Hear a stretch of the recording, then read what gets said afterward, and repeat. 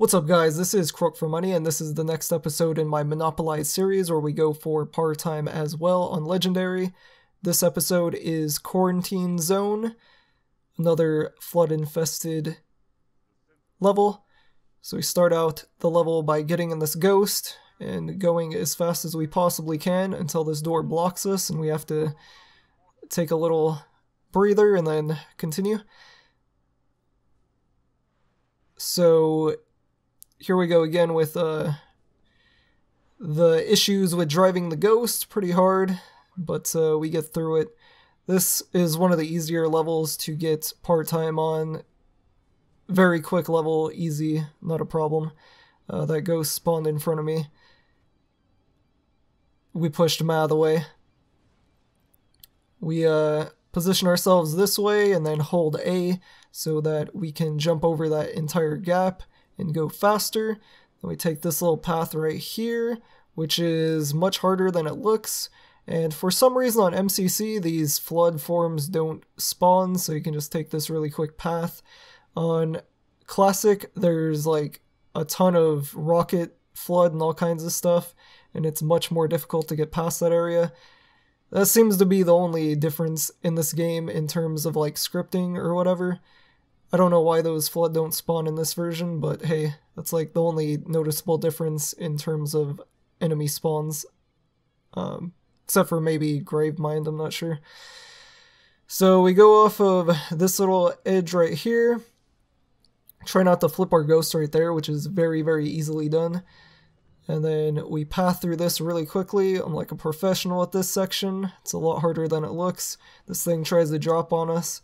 And for some reason, MCC, it usually does, and I don't know why, but it's just really hard to get past that section on MCC. We get a checkpoint right there, which is really beneficial, so I'm just like, YOLO. Normally you'd want to actually camo right here, but I'm just like, yo, I got a checkpoint. What you gonna do? Kill me? I'm just gonna go back just like 20 seconds, no problem. So I end up going back like 20 seconds. And then the ghost wants to do some weird like spinneroonie right there, and then we do the camo this time because there's no point in losing even more time. If it didn't work the first time, it's probably not going to work the second, and I'm not willing to place RNG into the factor. So we just go right here and we try to bring the ghost with us. So if you go really slowly with the ghost right here, then you can actually bring the ghost with you, otherwise you don't spawn in the enemies and you basically have to go back and all kinds of crazy stuff. I didn't know that for a while. Unfortunately, bringing the ghost with you is kind of hard because there's a rocket flood. So yeah, you kind of have to worry about that. And then the pathing they choose to take, which was really bad pathing, at least it wasn't in my favor anyway. And I ended up getting killed by a flood while trying to jump out and all kinds of stuff. So as you can see, we're going slow enough so the Wraith spawned, which means we can continue through the level without having to backtrack and lose time. So now right here, I jump out of the ghost and camo. I think I jumped out way too early and get shot by this Gosshog anyway. Yes, I do, and I almost die. And on top of that, I didn't get a checkpoint because of that. So if I die right here, we go all the way back to before we got to those Warthogs, which is pretty far back. Looks like we're pretty good though. Sometimes a flood spawns right there. If he did, he probably would have killed me since I was low on shields and all that. Then we just boost our way into this area and then we go on to the gondola ride, which is the easiest part in the entire level because you really don't have to do anything. You just take yourself over to this ledge and you push yourself off the edge and all your friends are dead, you know? But no, you go up the gondola right here, and then you just keep going until you drop down, and then you just sit here for about 5 minutes, because that's about as long as the gondola ride is, and you basically just sit here and do nothing. In Halo runs, this is usually where you would go and take a bathroom break, because you'd be speedrunning for around an hour and something minutes, I think.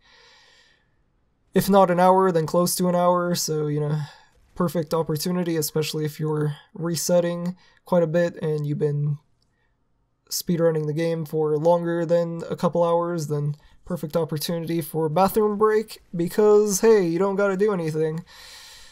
I'm just shooting those flood because I have nothing better to do, and yeah. There's no reason for me to leave, so just shooting the flood. Ammo doesn't matter because I don't need it. You don't need any ammo for the rest of the level. And on top of that, I think I was going for the par score as well, so I was like, maybe if I could kill a few flood, I could get the par score as well. I don't know. So that's kind of what I was going with. So yeah, I'm just kind of like switching in between anniversary graphics and classic graphics just out of boredom, because this level is really, really boring. It's easy, but you know, easy equals boring usually, and hard equals frustrating, so you really can't win, you know?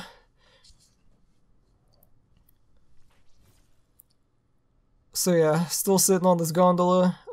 Normally, when you get to the end on original, you can sword fly over to another section and go a little bit faster. You can't do that on MCC, of course, so at the very end I end up trying to do a grenade jump, which fails. It's pretty hard to do. I think I was like positioned incorrectly and all that. I don't know if it would save any time, but you'll see what I mean when we get to that point. I really don't know what else to talk about. Leave in the comments below if you think I should just be silent for the section that is really boring, or if I should just ramble on like I am right now.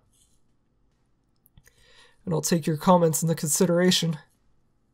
If you have any questions about Halo speedruns or whatever, feel free to ask. Join the Halo Runs Discord. It's an easy place to get information. HaloRuns.com, you know what I'm saying?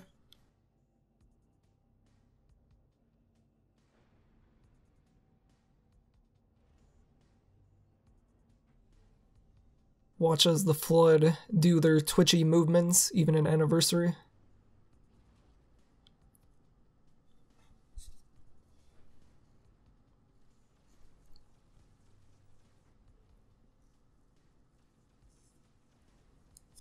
So yeah, if you're considering getting part-time in any level, I would probably recommend this one. It's really not that difficult.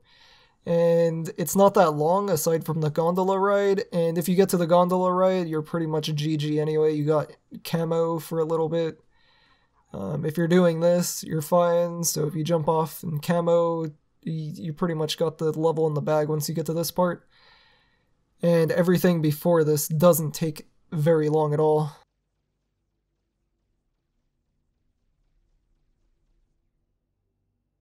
I guess I can mention, since I just barely thought about it, I also might do this series for Halo 4 as well. Halo 4 is actually the first Halo speedrun I ever did, because I started out speedrunning San Andreas, but I couldn't stream it, so I decided to try to learn how to speedrun Halo 4, because that was the Halo I had at the time.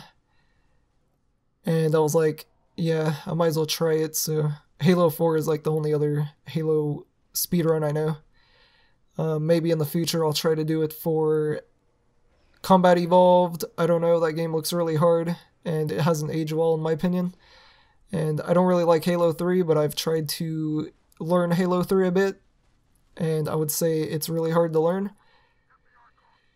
But those are things. Maybe one day I'll get Halo Reach and speedrun that. I don't know. Halo Reach, I don't even know if Halo Reach is on MCC. Pretty sure it's not. But Halo 3 ODST is. Maybe one day I'll spend the $5 for ODST because I've never actually played that. It's the only Halo that I haven't played, not including Halo Wars.